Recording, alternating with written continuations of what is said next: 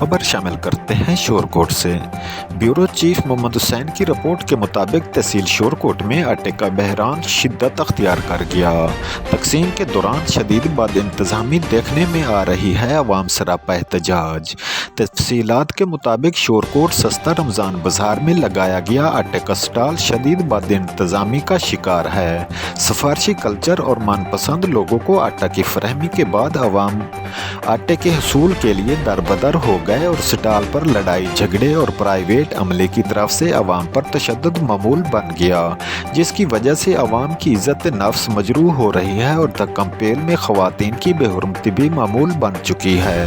अवाम हुकूमत से आटे का कोटा बढ़ाने और इंतज़ामात को बेहतर बनाने का मुतालबा करते हुए नज़र आते हैं, ताकि वो इज़्ज़त के साथ अपने बच्चों को 2 वक्त की रोटी फराहम कर सकें और दिहाड़ीदार मजदूरों को पूरा दिन लाइन में लाकर अपनी उजरत से महरूम होने की सऊबत से भी छुटकारा मिल सके।